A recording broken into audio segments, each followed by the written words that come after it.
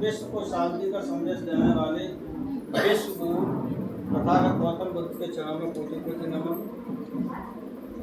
समता का संदेश देने वाले नारी मुक्ति दाता बोधिसत्व परम पूज्य बाबा साहब के चरणों में कोटि कोटि नमन।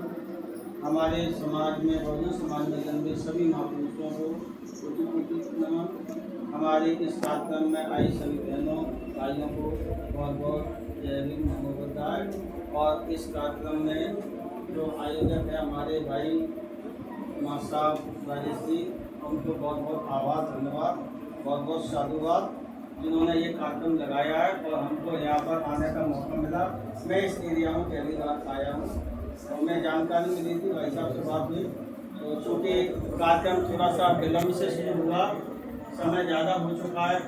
कहने को तो बहुत सारी चीज़ें हैं, बहुत बातें हैं, समय की कमी है। अगर आप लोग ऐसे कोई कार्यक्रम लगाते हैं तो उसमें बहुत विस्तार से चर्चा की जाएगी। फिर भी आज जो बातें हुई है, चर्चा हुई है, धर्म वचन हुई है, उसमें जो कुछ हमारे वक्ताओं के द्वारा बातें आई हैं उन पर थोड़ा थोड़ा संक्षेप में प्रकाश डालेंगे।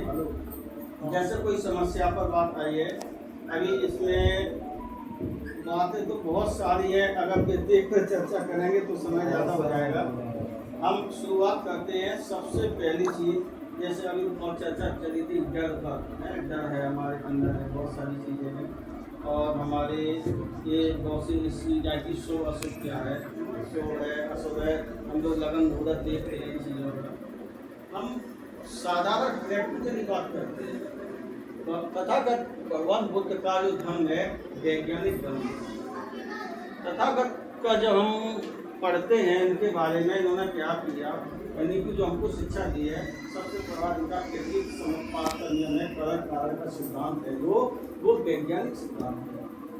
तथागत ये कहते हैं कि आप कोई भी बात इसलिए न मानो कि हमारे बौद्धाचार्य जी ने कहा, इसलिए न मानो किसी हमारे बुजुर्ग ने कहा, हमारी ये किताबों में लिखा है इसलिए वर्तमान हो, या ये परंपरा चली आई तब से हम चलते आए।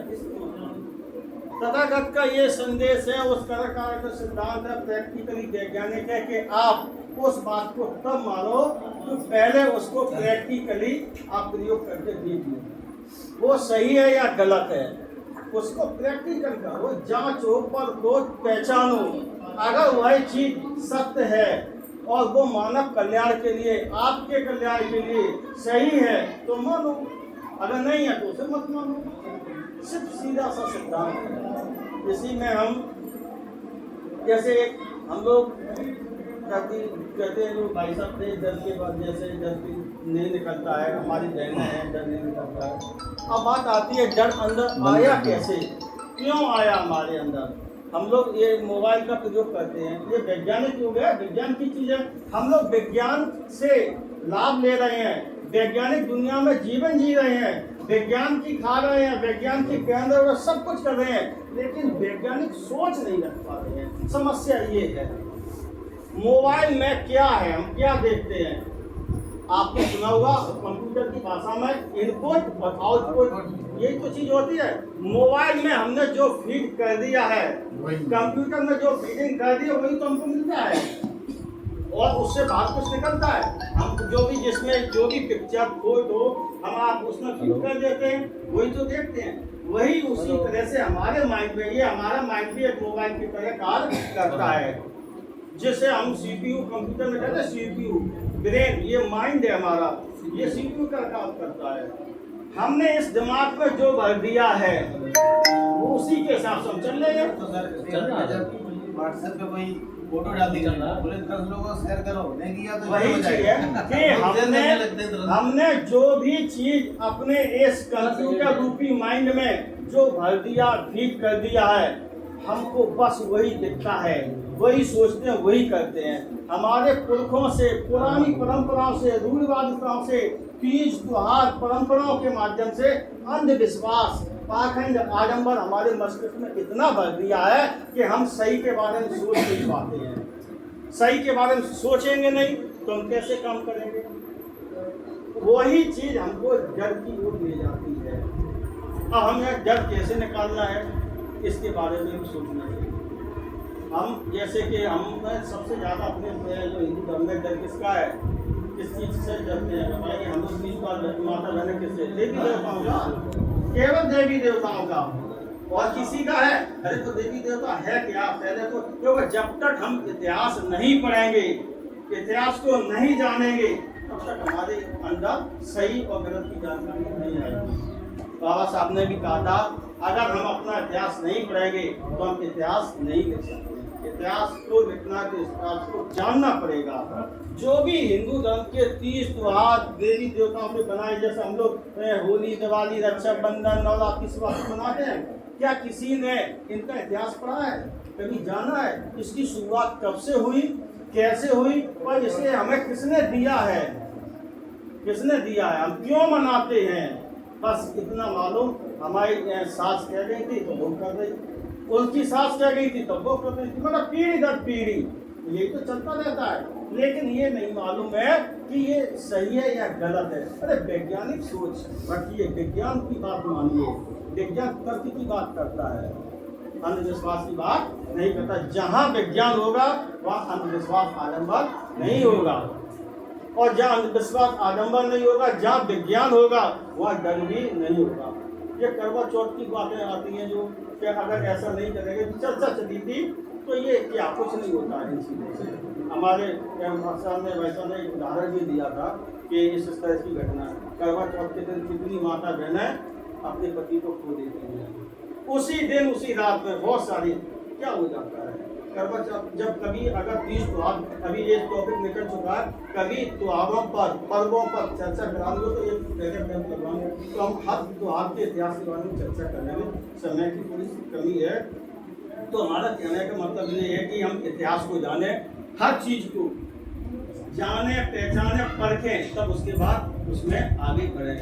अभी हमारे एक भाई साहब कह रहे थे कि माता बहनें नहीं मानती हैं, और हम मतलब तो कोई भी चीज़ है तत्काल नहीं होती है। अभी हमने बीज लगाया है, एकदम आप इच्छा करने लगो इसमें फल लगने लगे, अरे उसे पेड़ बनने में समय लगेगा, तो पेड़ बनने में समय लगेगा तो फल लगने में थोड़ा धैर्य रखो।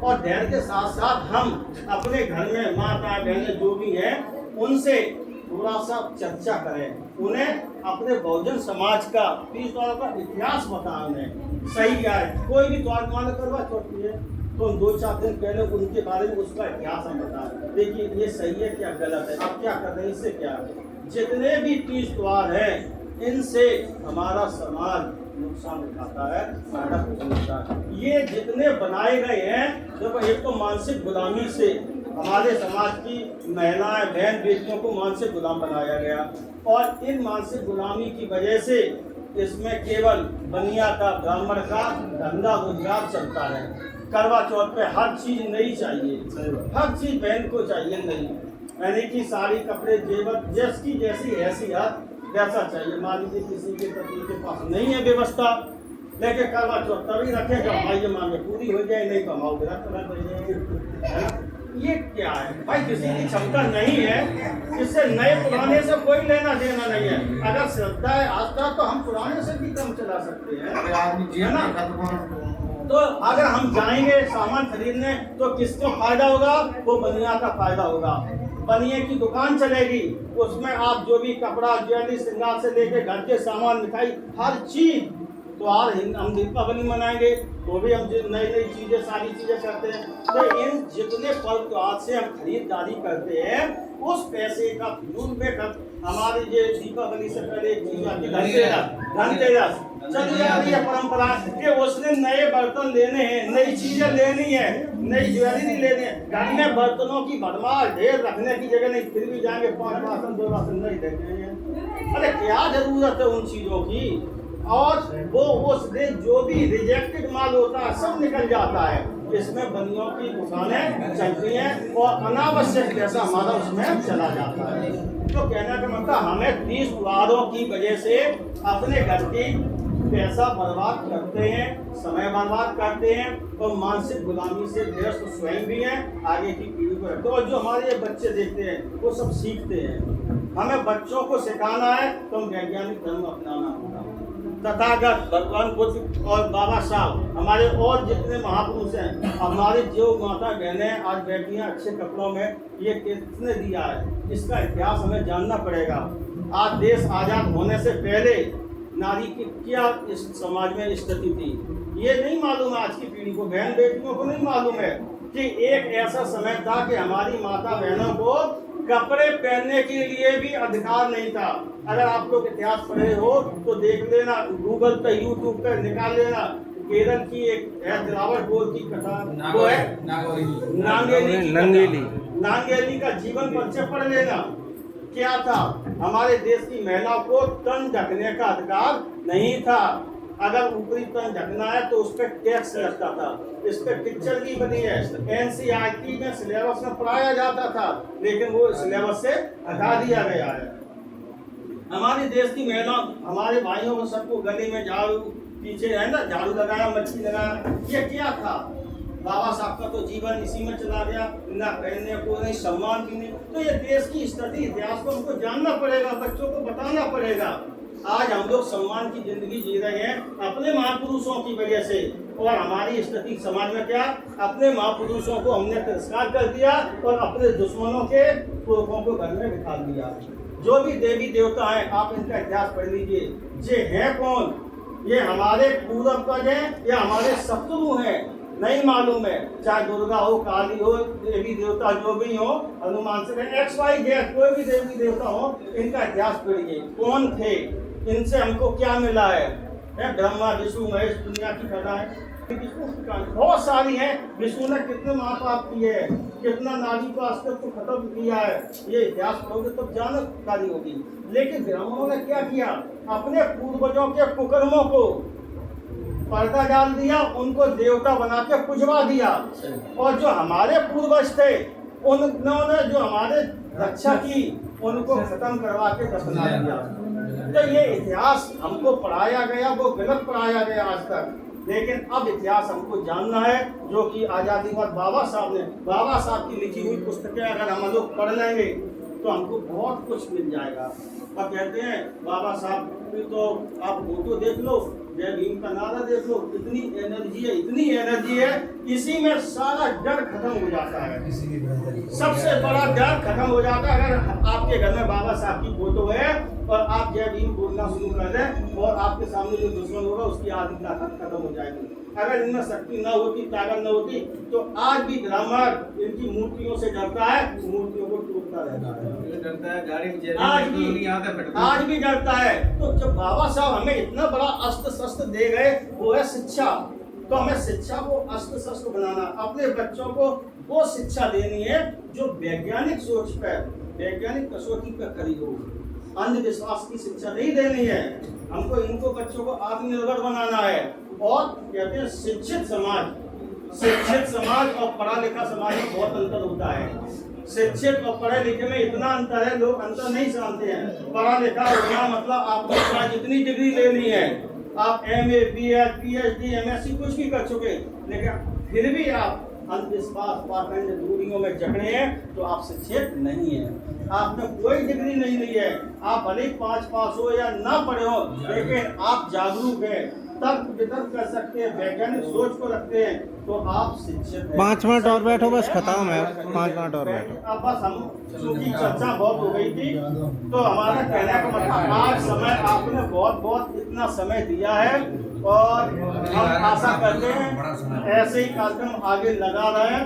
और हमारी टीम हालांकि आज पूरी नहीं आ पाई, आज परीक्षा चल रही है, परीक्षा की वजह से नहीं आ पाए, तो इसी के साथ साथ आज के कार्यक्रम के आयोजक हमारे जैसे साहब राजेश भाई और आई भाई, सभी महानुभावों को बहुत साधुवाद, बहुत धन्यवाद, जो आज कार्यक्रम में आपने लगाया है इतनी अच्छी संख्या में। हमारा मानना है कि अगर 10 बातें सुनिए, 10 में 2 भी अमल कर ली, 1 पे चल गई, तो आप में बहुत कुछ परिवर्तन आ जाएगा। इसी के साथ हम अपनी बात को विराम देते हैं। जय भीम, नमो बुद्धाय।